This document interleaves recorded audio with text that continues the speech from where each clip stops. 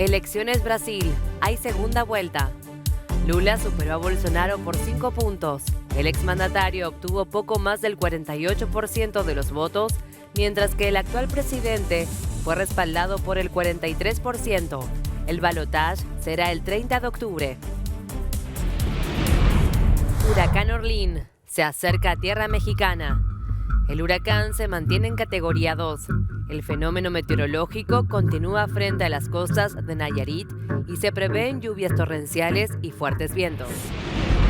Tragedia en Indonesia. Comienzan las investigaciones. Más de 170 muertos y 320 heridos por la estampida en un partido de fútbol. Piden investigar y castigar a quien resulte responsable de los hechos. Elecciones Brasil. Hay segunda vuelta. Lula da Silva ganó por 5 puntos y habrá segunda vuelta. El expresidente y candidato por el Partido de los Trabajadores obtuvo el 48.43% de los votos, mientras que el actual mandatario Jair Bolsonaro quedó en segundo puesto con el 43.20%. Ya que ningún postulante obtuvo más de la mitad de los votos, Lula y Bolsonaro se enfrentarán en segunda vuelta el próximo 30 de octubre. Los resultados sorprendieron, ya que prácticamente todos los sondeos daban cuenta de una diferencia mucho más holgada en favor del líder del Partido de los Trabajadores. Varias encuestadoras incluso arrojaban una contundente victoria en primera vuelta. Como se esperaba, el resto de los candidatos se ubican muy lejos de los principales aspirantes. Simón Tebet, del Movimiento Democrático Brasileño, y Ciro Gomes, del Partido Democrático Laborista, apenas superan el 4 y 3% respectivamente. Los otros 7, en tanto, no logran pasar el 1%. El candidato a la presidencia de Brasil, Luis Inácio Lula da Silva, aseguró que a partir de este mismo lunes comenzará la campaña para la segunda vuelta del próximo 30 de octubre. Para desgraça de alguns, eu tenho mais 30 dias para fazer campanha. Eu adoro fazer campanha, adoro ir para a rua, adoro fazer comício. Primeira chance da gente fazer um debate tete a tete com o presidente da República, sabe, para saber, sabe, se ele vai continuar contando mentiras ou se vai, pelo menos uma vez na vida, falar a verdade com o povo brasileiro. Por su parte, el presidente Jair Bolsonaro podría acusar de parcialidad al Tribunal Superior de Justicia si no obtiene la presidencia. Vontade de mudar por parte da população. Mas tem certas mudanças que podem vir para pior. E a gente tentou, durante a campanha, mostrar esse outro lado, mas parece que não atingiu a camada mais importante da sociedade. Então, analisamos, nós vencemos a mentira o dia de hoje, que estava o Datafolha dando aí 51% a 30 e poucos. Então vencemos a mentira, temos um segundo tempo pela frente, onde tudo passa a ser igual, o tempo para cada lado passa a ser igual. E nós vamos agora mostrar melhor para a população brasileira, em especial. Mientras se realizaba el escrutinio, Lula da Silva afirmó: "Vamos a ganar estas elecciones". Mientras que el actual presidente y candidato Jair Bolsonaro dijo ante la prensa: "Mi preocupación es que Brasil siga el camino de Argentina, Colombia, Venezuela y Nicaragua".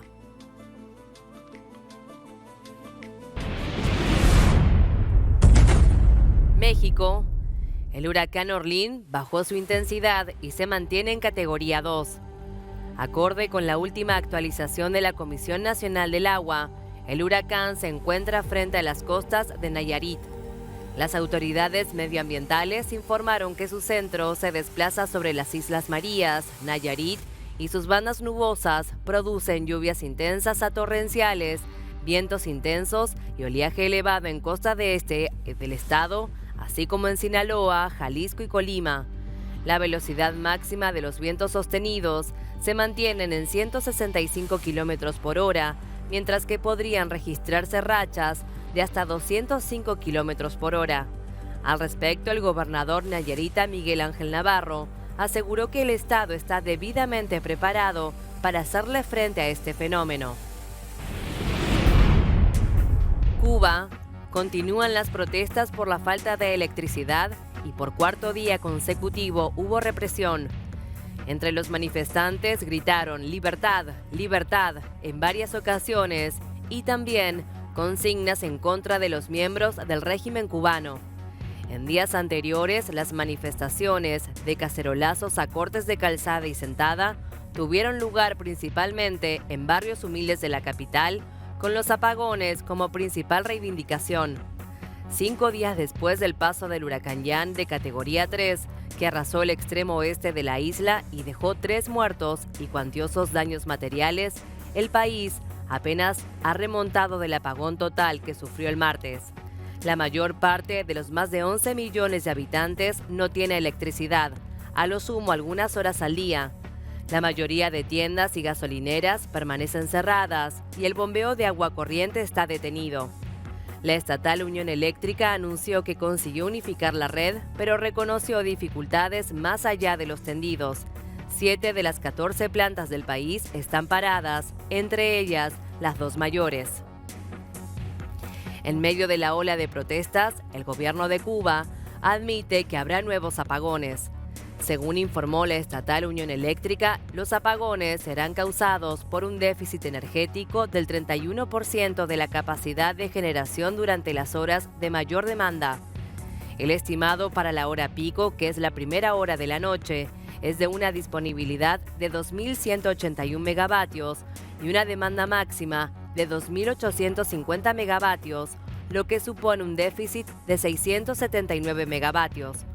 Los cortes de la corriente eléctrica por roturas y fallos en las anticuadas plantas termoeléctricas, la falta de combustible y los mantenimientos programados son habituales desde hace varios meses en el país y fueron agravados por la incapacidad de la dictadura castrista para solucionarlos. Entre julio y septiembre tan solo se han registrado 2 días sin corte del suministro, acorde a los datos de la UNE. Los apagones afectan todos los ámbitos de la economía y de forma notable la vida diaria de los cubanos, lo que está azuzando el descontento social en un país que atraviesa una severa crisis. Colombia. Gustavo Petro pidió presencia estatal para asistir a los migrantes en el Darién. El presidente de Colombia solicitó que se permita asistencia a las personas que están recorriendo la ruta de la muerte, en referencia a la peligrosa selva que muchas personas atraviesan en su camino hacia Estados Unidos. En un acto en el que posesionó a varias autoridades, entre ellas el nuevo director de Migración Colombia, Carlos Fernando García Manosalva, Petro insistió en que esta situación merece especial atención. El tapón del Darién es la selva selvática y peligrosa frontera natural entre Colombia y Panamá, por la que pasan miles de migrantes diariamente a pie, en los últimos años en su mayoría venezolanos, haitianos y cubanos, en su tránsito hacia Norteamérica. Merece especial atención el tema del Darién. El Darién debe tener una ruta de asistencia del Estado colombiano. Hay quienes nos piden que devolvamos. Yo pienso que nuestro papel es asistir en una zona geográfica que, como sabemos, es dificilísima. La Unión Europea rechazó la expulsión injustificada y unilateral de su embajador en Nicaragua. Josep Borrell repudió la decisión del país centroamericano de declarar persona no grata a la embajadora del bloque en Managua, Bettina Musdate, que salió del país este sábado. La comunidad advirtió que está estudiando el camino a seguir y responderá de manera firme y proporcional. Borrell, que también lamentó la decisión del gobierno nicaragüense de cortar los lazos diplomáticos con Países Bajos y subrayó su apoyo inquebrantable al gobierno neerlandés, insistió en que la actual crisis política en Nicaragua debe resolverse mediante un auténtico diálogo entre el gobierno y la oposición. La expulsión de la embajadora se conoció después de que el pasado lunes la delegación de la Unión Europea ante la ONU exhortara al gobierno de Daniel Ortega a devolver la soberanía de Nicaragua al pueblo nicaragüense y a restaurar la democracia en el país. La policía de Panamá incautó casi 3 toneladas de drogas. Varios operativos tuvieron lugar en las últimas horas en el país, punto de entrada en Centroamérica de estupefacientes con destino a Estados Unidos. Hemos tenido estos resultados, estos hallazgos ayer. Estamos hablando de 24 horas. Tuvimos un hallazgo de 2.996 paquetes, casi 3 toneladas. La primera operación tuvo lugar el viernes en la comarca indígena de Gunayala, en el Caribe, cuando unidades del Servicio Nacional Aeronaval interceptaron una lancha rápida en el río Sidra con más de 2.000 paquetes de 1 kilo cada uno. La droga, presuntamente cocaína, fue hallada después de que los tripulantes de la embarcación se lanzaran al agua al notar la presencia de los agentes. En una segunda operación, en la noche del viernes, la policía pudo ubicar en un puerto de la provincia de Colón, también en el Caribe, casi 1.000 paquetes de droga escondidos en un contenedor con los sellos alterados. Según las autoridades, el contenedor se hallaba en un buque mercante que había salido del puerto de Long Beach, Estados Unidos, y tenía como destino Bélgica.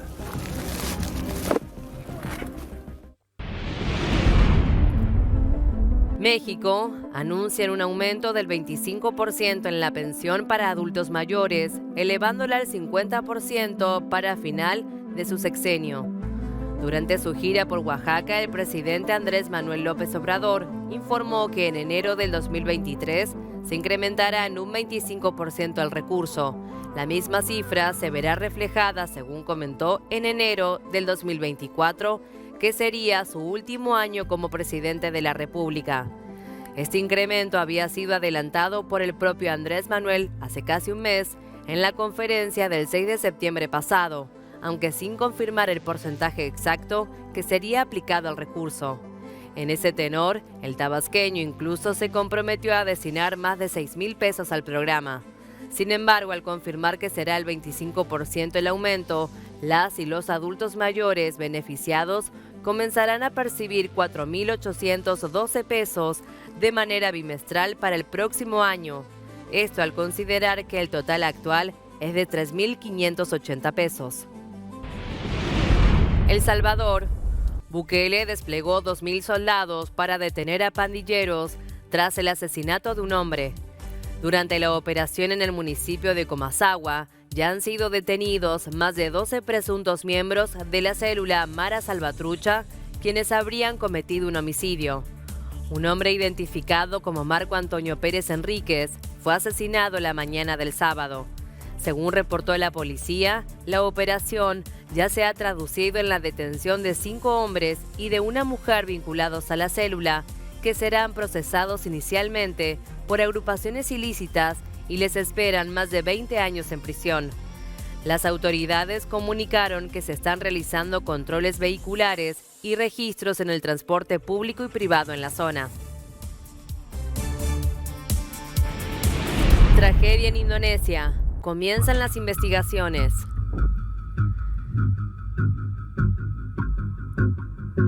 Tras los más de 170 muertos y 320 heridos por la estampida en un partido de fútbol, en conferencia de prensa llamó a la policía a identificar y castigar a quien resulte responsable de los hechos, luego de que la policía disparara gases lacrimógenos en un estadio colmado de público. Les pedimos revelar quién perpetró los crímenes y que se tome acciones en su contra, y esperamos que la Policía Nacional evalúe sus procedimientos de seguridad. Las declaraciones se dan a la vez que crece el enojo con la policía, luego de que respondieran con el lanzamiento de gas lacrimógeno a las graderías abarrotados, llevando a los espectadores a correr en masa a los pequeños portones, donde fueron pisoteados o asfixiados, según los testigos. La policía calificó el incidente como un motín en el que 2 oficiales murieron, pero los sobrevivientes los acusaron de exagerar en su respuesta y de provocar la muerte de numerosos espectadores, incluido un niño de 5 años. El presidente de la Federación Internacional del Fútbol, Gianni Infantino, se manifestó al respecto y dijo que fue un día negro para todos los que aman el fútbol. El titular de la casa madre del deporte más popular del planeta le envió además sus profundas condolencias a las familias y amigos de las víctimas que han perdido la vida. Junto con la FIFA y la comunidad del fútbol, enviamos todos nuestros pensamientos y oraciones a las víctimas y a los heridos, así como al pueblo de la República de Indonesia, la Confederación Asiática, la Federación y la Liga de Indonesia en estas horas difíciles, subrayó. La tragedia ocurrida en la ciudad oriental de Malang dejó decenas de heridos y es uno de los peores desastres registrados en un estadio de nivel mundial. El hecho ocurrió cuando seguidoras del Arema FS invadieron la cancha del estadio Kanjuruhan luego de que su equipo perdiera 3-2 ante el Persebaya Surabaya, la primera derrota ante su archirrival en más de 2 décadas. The football world is in a state of shock following the tragic incidents that have taken place in Indonesia at the end of the match between Arema FC and Persebaya Surabaya. This is a dark day for football and a tragedy beyond comprehension.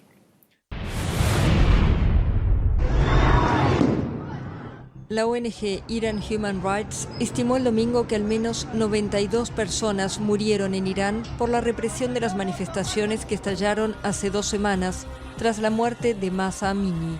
Basada en Oslo, la ONG intenta evaluar el número de víctimas pese a los cortes de Internet y los bloqueos de aplicaciones como WhatsApp o Instagram y otros servicios en línea en Irán.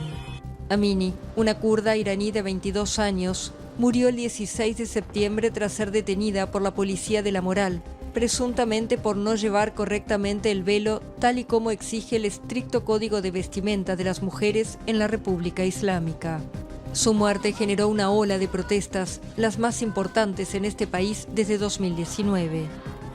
Las manifestaciones se han extendido a decenas de ciudades en todo el mundo, especialmente el fin de semana.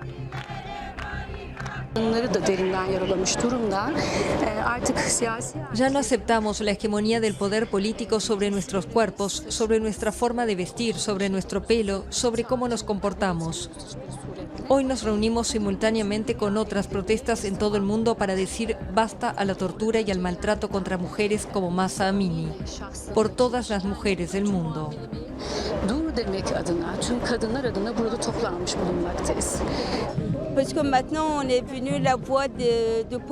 Ahora nos hemos convertido en la voz del pueblo iraní que está dentro del país, porque todo está cortado. Ahora Irán se ha convertido en una gran prisión. Internet está cortado y ahora somos la voz de los iraníes. Algunas de las manifestantes queman sus velos y otras se han cortado el cabello en señal de protesta. Irán atribuye la responsabilidad de las manifestaciones a fuerzas del exterior que, según asegura, pretenden desestabilizar al país. Estados Unidos, Elon Musk presentó a Optimus, el robot humanoide que quiere vender por menos de $20,000. El multimillonario sudafricano y consejero delegado de Tesla, Elon Musk, reveló este viernes un prototipo de robot humanoide que, entre otras cosas, es capaz de regar las plantas, transportar cajas y mover barras metálicas.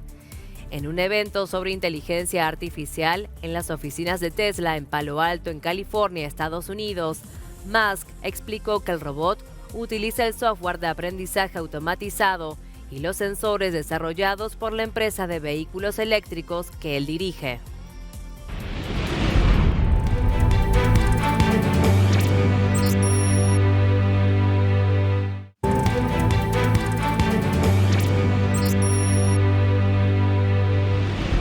Colombia, María Valencia Gaitán fue designada nueva directora del Centro Nacional de Memoria Histórica.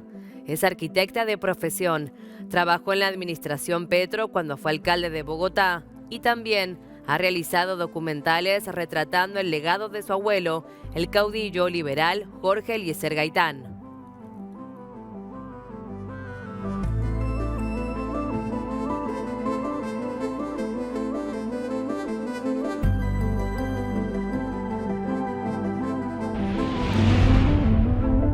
El Reino Unido abandona la rebaja del impuesto de la renta para los más ricos.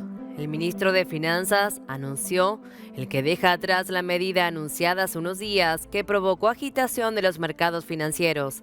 Está claro que la supresión del tipo impositivo del 45% se ha convertido en una distracción para nuestra misión de hacer frente a las dificultades de nuestro país.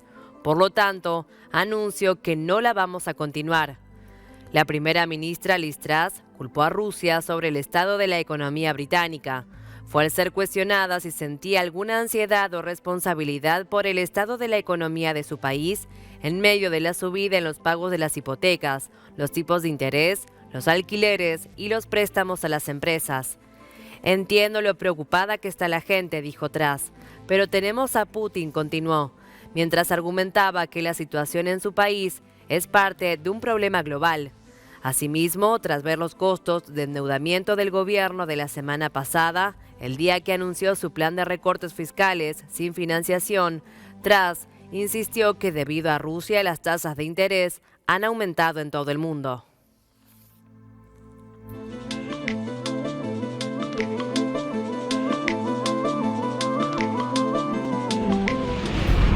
La OTAN emitió una alerta por la movilización del submarino nuclear ruso Belgorod, portador del supertorpedo, conocido como arma del apocalipsis.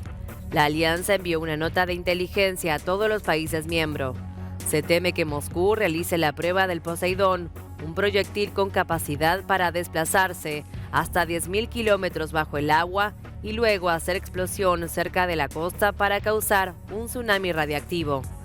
El nuevo submarino fue botado en julio y ahora se habría sumergido en aguas del Ártico tras su posible implicación en el sabotaje de los gasoductos Nord Stream, según distintas fuentes extraoficiales. El torpedo nuclear fue presentado en 2018 por Rusia como la vía para garantizar la supremacía militar rusa, aunque los expertos nucleares han argumentado que se puede lograr el mismo efecto con un misil intercontinental como los que están en funcionamiento desde la década de 1960.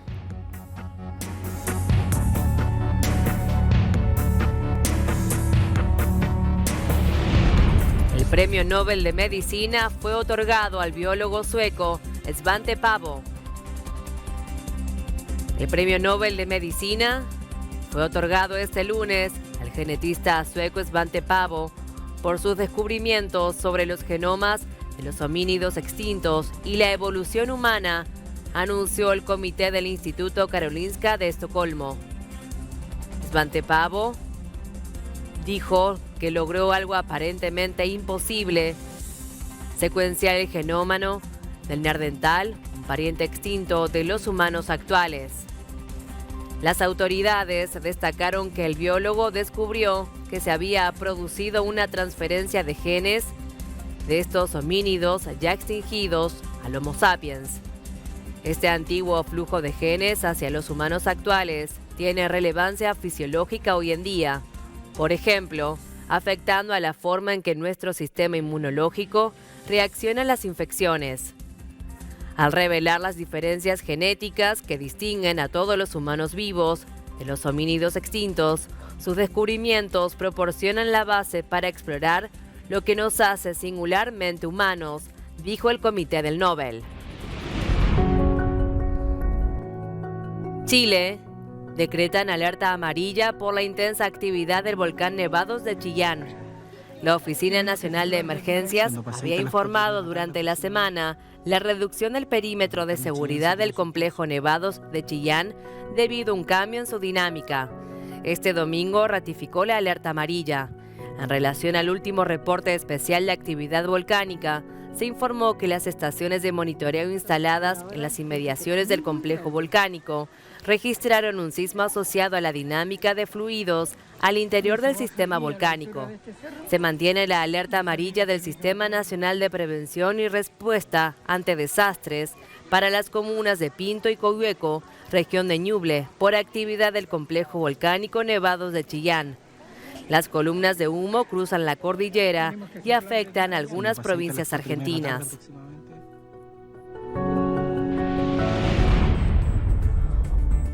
Honduras extienden alerta roja ante las lluvias en la región norte. La Secretaría de Estado en los despachos de gestión de riesgos y contingencias nacionales de Honduras prolongó la medida debido a que una cuña de altas presiones atmosféricas provocó más precipitaciones en la región norte. Dichas autoridades señalaron en un comunicado que dicho plan se mantendrá por 24 horas más, abarcando municipios de los departamentos de Lloro y Atlántida y una parte de Cortés, todos al norte del país centroamericano. Entre tanto, establecieron extender la alerta amarilla en el departamento central de Francisco Morazán y la verde en Ocotepeque, Lempira, Copán, Intibucá, Santa Bárbara y La Paz, el resto de Cortés, El Paraíso y Choluteca. De igual manera, el organismo precisó que este fenómeno genera abundante nubosidad y precipitaciones débiles sobre el norte, noroccidente, centro y oriente. Por otra parte, las temperaturas han oscilado entre los 32 y 15 grados centígrados, siendo la zona sur la que registró la temperatura más alta y La Esperanza la más baja. El ente de protección civil confirmó la existencia de un alto nivel de humedad del suelo y como consecuencia se han reportado daños como deslizamientos, deslaves, derrumbes y hundimientos.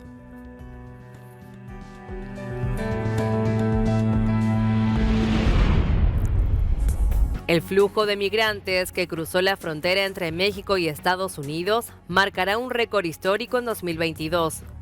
El número de migrantes que han cruzado la frontera entre los dos países norteamericanos se perfila ya como el mayor de todos los años de seguimiento, según los datos preliminares proporcionados por el Departamento de Seguridad Nacional de Estados Unidos. Según los cálculos más recientes, la Oficina de Aduanas y Protección Fronteriza ha registrado un promedio de entre 7.300 y 7.500 casos diarios de inmigración en la zona fronteriza que separa los dos países. Para este año fiscal, la cifra mensual promedio se sitúa entre 219.000 y 225.000 personas que cruzaron la frontera. Al mismo tiempo, este mes de septiembre ha sido el peor en cuanto a los cruces fronterizos de inmigrantes en la historia de Estados Unidos, reveló la Oficina de Aduanas y Protección Fronteriza de Estados Unidos, en comparación con los 192.000 casos registrados en septiembre del 2021, lo que a su vez superó los valores del año anterior.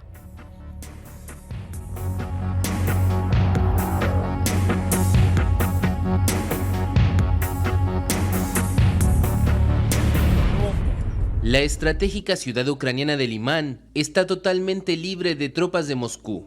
Eso afirmó el domingo el presidente de Ucrania, Volodymyr Zelensky, que ya se había congratulado por los avances de sus tropas en torno a esta localidad, ubicada en una de las regiones anexionadas por Rusia. Limán está totalmente libre. Gracias a nuestros militares, a nuestros soldados. Gloria a Ucrania. La toma de Limán es un duro revés para Moscú, que el viernes oficializó con gran pompa la anexión de 4 territorios ucranianos. La comunidad internacional denunció esta adhesión territorial, que califica de ilegal. El Papa Francisco rechazó el domingo las anexiones y por primera vez desde el inicio de la invasión rusa se dirigió directamente a Vladimir Putin. Mi llamamiento se dirige en primer lugar al presidente de Rusia, rogándole que detenga, también por amor a su pueblo, esta espiral de violencia y muerte. Pese al rechazo internacional, el proceso legal para la formalización de las anexiones sigue su curso en Moscú. La Corte Constitucional rusa juzgó el domingo que los tratados eran conformes a la Constitución de la Federación de Rusia. El presidente del Parlamento informó que los diputados de la Cámara Baja examinarán el lunes un proyecto de ley para la inmediata adopción del texto, que luego pasará a la Cámara Alta. Ucrania ya anunció que recurrirá a la Corte Internacional de Justicia, exhortándola a que se ocupe de este caso lo más rápido posible. Lo más destacado del deporte de este fin de semana: fútbol. Independiente del Valle es el campeón de la Copa Sudamericana. Los ecuatorianos vencieron 2-0 al San Pablo de Brasil en la final de la Copa Sudamericana y se consagraron campeones. El partido tuvo el arbitraje del colombiano Wilmer Roldán y se jugó en el Mario Alberto Kempes de Córdoba. La apertura del marcador llegó a los 13 minutos con una combinación argentina.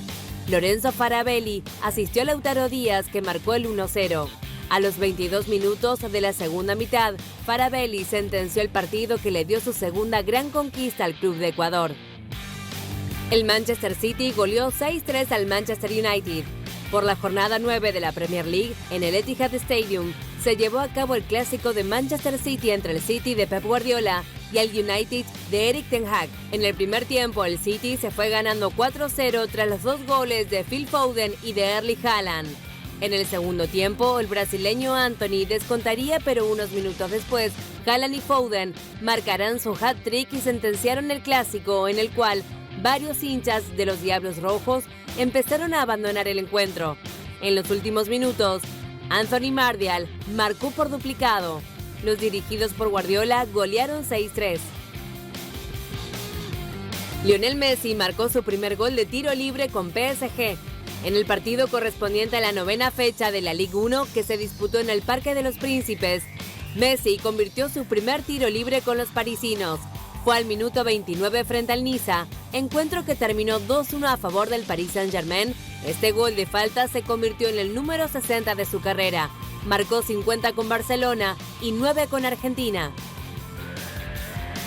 Tenis. Novak Djokovic, campeón ATP 250 de Tel Aviv.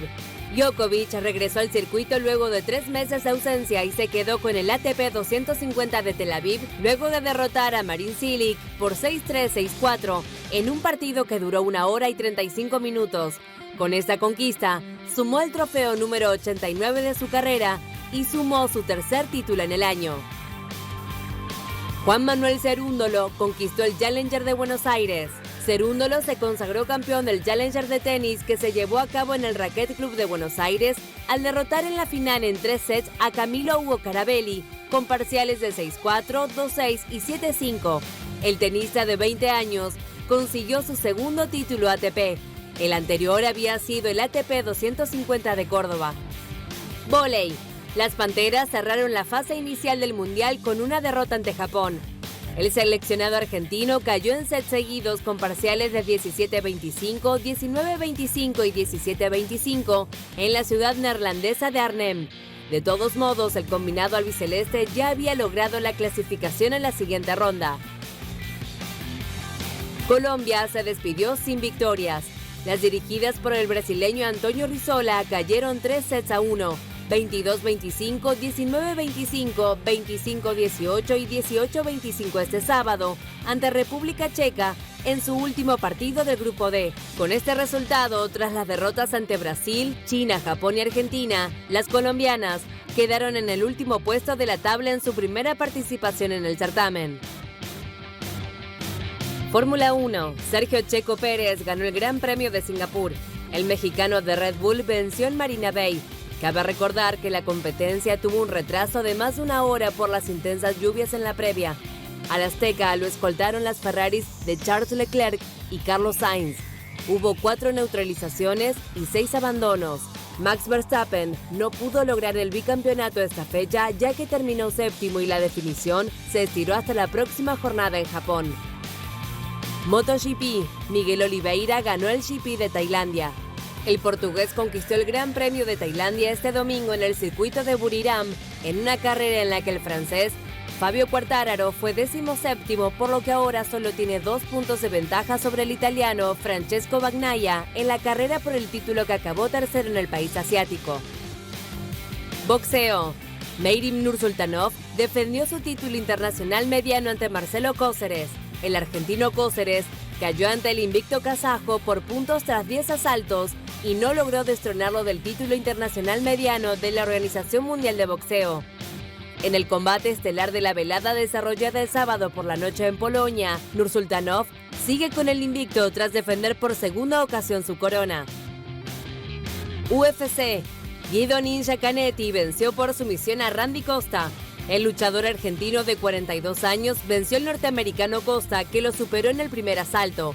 El representante sudamericano necesitó poco más de 1 minuto para vencer por sumisión a su contrincante de 28 años. Fue la primera pelea de la jornada que marcó la apertura de las preliminares.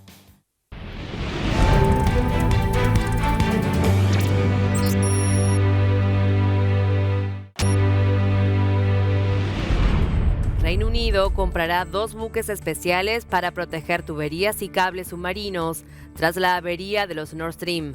Así lo anunció el ministro de Defensa, Ben Wallace. Esta semana vimos el misterioso daño infligido a los gasoductos Nord Stream, y esto debe recordarnos lo frágil que es nuestra economía e infraestructura ante este tipo de ataques híbridos. Nuestro objetivo es protegerlos. Nuestro internet y nuestra energía dependen mucho de tuberías y de cables. Rusia no oculta su capacidad de atacar estas infraestructuras, afirmó Wallace durante una conferencia del Partido Conservador celebrada en la ciudad de Rickman. El titular de la cartera de defensa detalló que la primera nave de guerra para vigilar los fondos marinos será adquirida a finales de año, siendo después equipada. Se prevé que entrará en funcionamiento antes del fin del próximo año.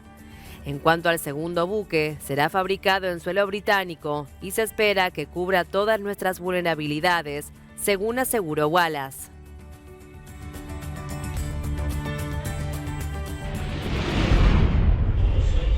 Diego Maradona estará representado en Qatar durante el Mundial.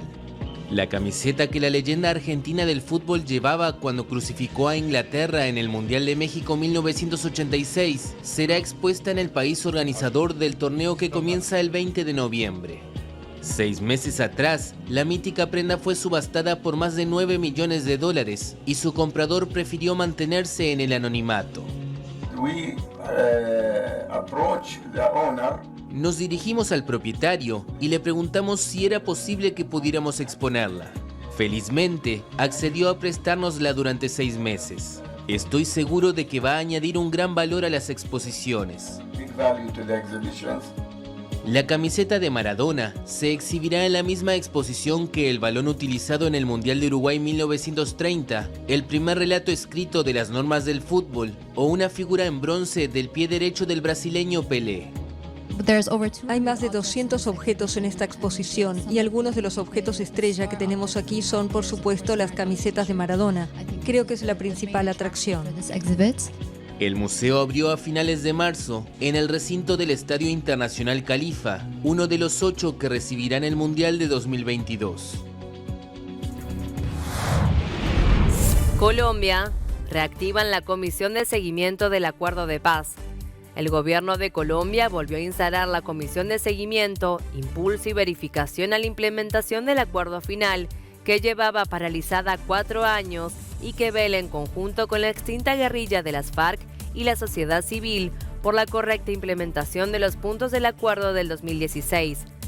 En la instalación de este domingo, Gustavo Petro explicó que esta comisión había sido suspendida durante 4 años por el gobierno pasado y no se volvió a reunir formalmente, por lo que no había una vigía correcta de si se estaba cumpliendo lo firmado en el acuerdo de paz.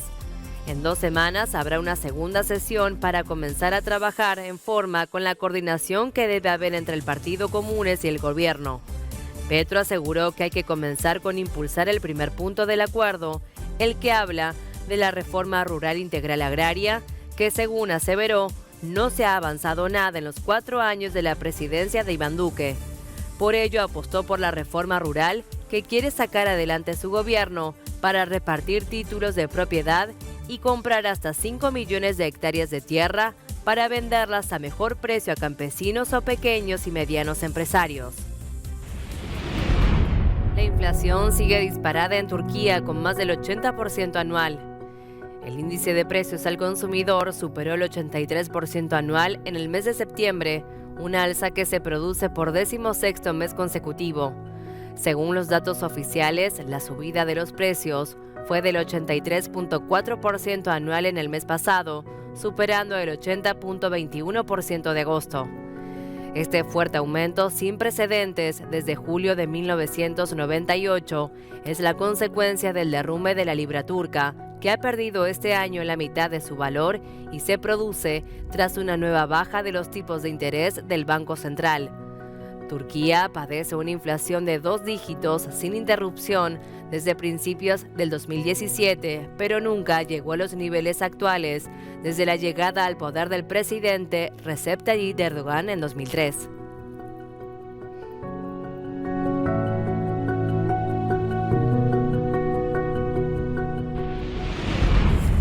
Tras los polémicos referendos, Rusia anuncia que consultará a la población para establecer fronteras de regiones anexionadas en Ucrania.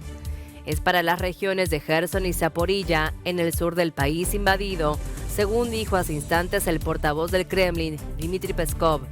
Seguiremos consultando a la población de estas regiones, dijo Peskov, cuando se le preguntó si Rusia estaba anexionando la totalidad o solo parte del territorio que ocupa en esas zonas.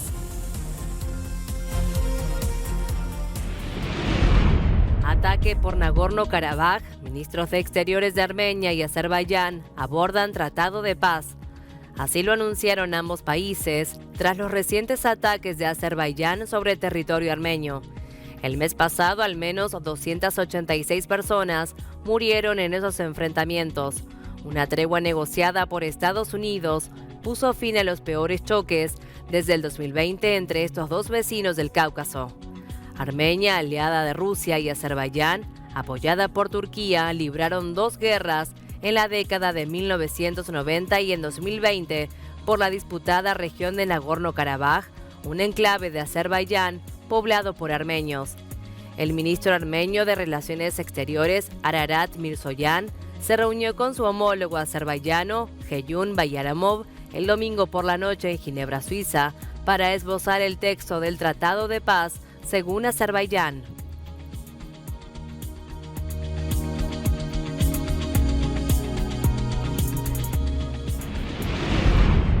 Irán cree que aún es posible reactivar el acuerdo sobre su programa nuclear.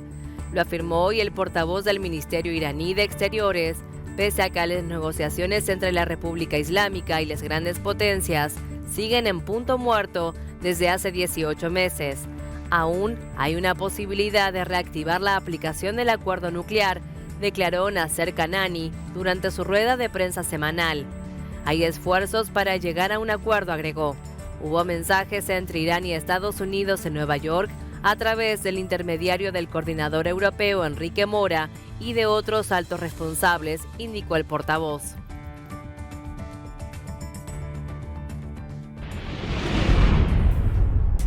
Suben los precios del petróleo ante posible reducción de la producción. Los precios del crudo subieron más del 4% el lunes en los mercados de Asia, en momentos en que la OPEP y otros grandes productores debaten reducir la producción. El West Texas ganó 4.5% a $83.6 y el Brent subió 4.4% a $88.83 antes de una reunión de la OPEP esta semana en Viena, en la que, según Bloomberg, se contemplaría una reducción de la producción de 1 millón de barriles diarios. La OPEP se reunirá el miércoles en Viena, la sede del cartel petrolero, en la primera cita presencial desde marzo del 2020. Los representantes de los 13 miembros de la OPEP, liderados por Arabia Saudita y sus 10 aliados encabezados por Rusia, se reúnen en ese contexto de fuertes rumores de un acuerdo para reducir la producción debido al miedo a la recesión.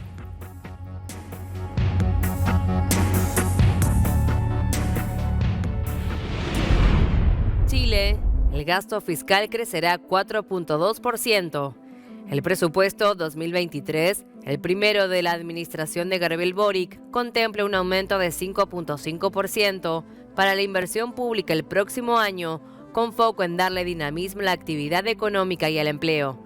De esta manera, se deja atrás la histórica caída de 24.1% del gasto público proyectada para el 2022 en el marco del proceso de normalización de las finanzas públicas tras 2 años de expansión para enfrentar la pandemia.